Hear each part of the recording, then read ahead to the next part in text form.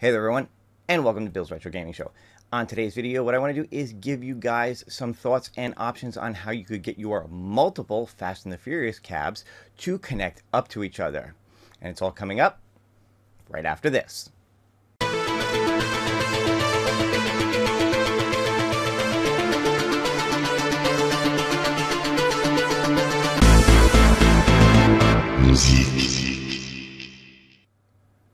Alright everyone, thank you so much for tuning in. If this is your first time on the channel, be sure to hit that subscription button. Click the notification bell if you want to be notified every time I put up a new video. Give this one a thumbs up and leave a comment below if you want to be part of the conversation. Now, primarily what I'm doing here is I wanted to show you guys a clip from our Thursday night Game Time show. Now, we had a little bit of a technical issue Thursday night on Game Time. And I know some of you who are watching, you couldn't stick around for the whole thing. This was something we did towards the end of the show, but I think it's important, and I wanted to pull it out and have a separate video for you guys that you could refer back to, if you didn't get a chance to watch it or didn't want to, sit through the whole show and all, because like I said, I think this is something interesting. I think this is something important in terms of getting cabs like Fast and Furious, or really any of your home arcade products online if you want to have them hardwired. So let me start off by showing the clip, and then I'll come back and talk a little bit more about some other thoughts. Yeah. So there's one other thing we wanted to talk about. We saw some YouTube videos of people talking about with how to hook up their Fast and the Furious cabinet, and we're not going to talk really long about this, but we wanted to kind of do a little bit of explanation, because a lot of guys are like, you got to use a router, and I think what they honestly meant to say was like you can use a switch, right? Mm-hmm. So if you don't know networking, we're gonna drop a little knowledge here on you, and if you do know networking, great. And this isn't meant to put anybody down. This is just to kind of help you, because this is how I have it set up. Here in my game room, I think Mike and Bill also have it set up very similar. So if you have a router that has an input for your internet, you come off your modem and you go into your internet on the back. You also have your cable input. You can take one of the additionals. You only have two, sometimes one additional port. Like I have a Google Home Hub, a Google Wi-Fi router. It only has one out, maybe two. Mm-hmm. And then like you get Linksys or Cisco, they got like 4 or 5. Okay, well that's great. What if you have more than 4 or 5 devices that you need to hardwire? Now you got these arcades like Act Games, and you got now the Fast and the Furious, or you got NBA Jam. How do you hardwire that when you only have 3, 2, maybe even 4 connections? Well, that's what I want to show you. So instead of using that one spot, okay, to go out to, your device, you could buy yourself one of these. And Bill and I were talking. These are, let me get it in the frame because I had it from the hot sauce. These are what they call a net switch or a network switch. So essentially, you want a non-managed. They call these, believe it or not, they call them dummy switches. You don't want to manage. It's either managed or unmanaged. Managed means you assign IP addresses to any one of these inputs. I know I'm probably getting really geeky with you, but just remember, you want a dummy switch. Even if you go to a Staples or a Walmart, just tell them I want a dummy switch. Best Buy, even the geeks there, they know what that means. You come out of your router, out of like the second port, and you go into, I usually go into number 1, okay, on here. What that does is it takes the internet connection and your network and bridges it to this. So now anything you put into the additional slots in here now have internet access, now have network access. Now, what I was told by my network admin was however many you need, you buy double for the switch, because I'll be honest, I got 3 50 input switches like this. Okay, because all my broadcasting gear are on one switch. All my stuff over there where I do my gaming streaming is on one switch. My server panel and stuff behind me, that's all on one switch.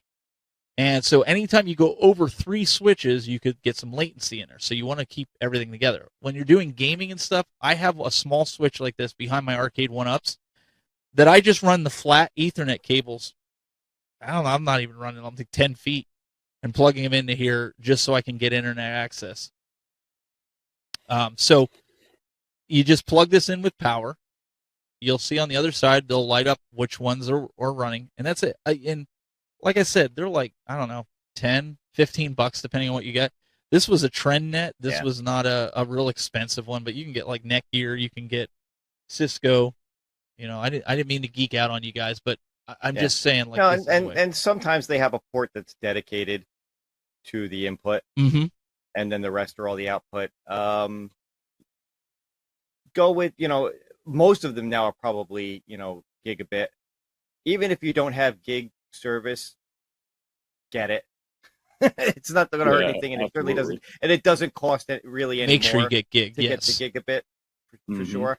You're kind of future proofing yourself. Like Steven says, whatever you think you need, go more than that for sure. And that way you're future proofing yourself for this. If you do it right, you probably only need one in your arcade room, and then you just plug everything into that. I just put in the chat room how you know if it's gigabit. You have a 10, 100, 1000. The 1000 lets you know it's gigabit. Mm-hmm. So if you get a 10, 100, it's going to be slow. They do still, unfortunately, make those. You can find them, or Aunt Ethel just upgraded her network, and they let her keep her Switch, and she gives it to Johnny, and Johnny's like, "Oh yeah, I got a Switch, and I don't have to buy it." And Bill, it's slow as molasses. Mm-hmm. Yeah, well, that's the thing. I mean, all you bargain hunters on there who are now going to go on Facebook Marketplace and eBay and look for a Switch. Yeah, if it says 10-100, you don't want it. No, the one thing you should never do is you should never cheap out when it comes to your internet. Like that should be the thing that you should be willing to spend money on without looking for a deal. Honestly. Yeah, and I think the cost really breaks down to how many ports you're going to get, right? So mine's going to be a little bit more expensive. I think mine were like $150 each. I pulled it up here on Amazon. You guys can see here. TP-Link is what I have for my other switches, but mine are 50 ports. You can see a 24 port is $80. Okay, Netgear's really good. I mean, you can go with them, but like right here, $20 for a Netgear 8 gigabit. Yeah. Most people, that's all you guys are going to need. But like you can go all the way up to real high-end Netgears, which are 261. 16 port TP-Link is $60. Now, if you needed 8, I would go with that one, the $60 one. Get 16 inputs. It's just like anything else, right? When you buy like a power strip or whatever, you buy more than what you need because you just never know when you get that next cabinet in, you're gonna plug it in. So absolutely, yeah, right. I do a lot of work with networking in my studio, and there's a reason I have things set up so I can send video back and forth. That's why, like Moat and I use this. I was telling these guys about it. Moat and Bill, they're coming in over the network. They're not hardwired with HDMI like some of the broadcasters guys are doing. They're doing these shows. They're not coming in with SDI or USB. They're coming over Ethernet. If I don't use a fast enough switch and I'm not, connecting them all to the same switch, what happens is it puts latency in it.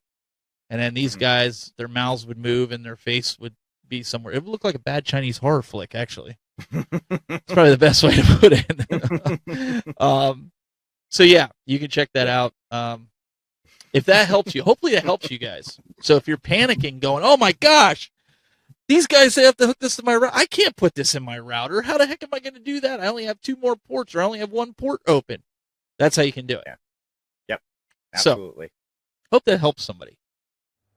All right, there you go. So that is a clip from this past Thursday night's Game Time. You can certainly go back and watch the entire show, whether you check it out on the Tech Buzz channel or on my channel. I should have it posted by now as well.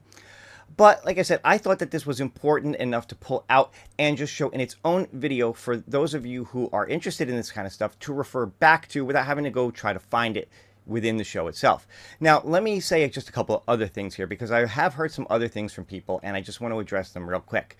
Now, what we talked about basically was getting yourself a dummy switch that you could hook up and just hook to your router through one connection to your router, and then all your cabs through the switch. Now, this is good not just for Fast and the Furious, but if you have multiple cabs that have Ethernet connections, whether they're Arcade 1-Up, Arcade, at games, whatever that has Ethernet connections, you could all hook them up to the Switch and get them online. Maybe you've also got some game consoles in your game room. Maybe you've got a smart TV that has an Ethernet port. This is a way that you could hardwire up everything without taking up space on your router. One connection to your router. You know, maybe you have your router in another area of the house. You could figure out a way to run one cable to your game room, hook it up to a switch, and then there you go, you're all set. Now, one thing that I have heard people mention is getting just a very simple router that can manage IPs, and just hooking your Fast and the Furious cabs up to that without having to get it connected onto the internet. Now, theoretically, that should work. A managed switch should also do that, as opposed to a dummy switch, where you can, like I said, just set the static IPs so that basically it's like a hub and they're just talking to each other. They don't go online. Now, that is a good option if all you're concerned about is multiple Fast and Furious cabs and you want to hook them up to each other. You are not going to get internet access for leaderboards, so you will miss out on that. And you are not going to have the option of hooking up all your other internet devices as well. So keep that in mind. If that was the way you wanted to go, you would strictly be setting up a hub for your Fast and the Furious cabs. You wouldn't have any online options with that at all. So having said that, like I said, I just wanted to stop here real quick. The main point of this video was just to pull out that clip from Game Time, give you guys the ability to see that on its own and maybe refer back to it if you needed to for whatever reason. So I hope you guys enjoyed that. If you have any other thoughts or questions, feel free to leave me a comment. I am not a networking expert, but I know enough to be dangerous.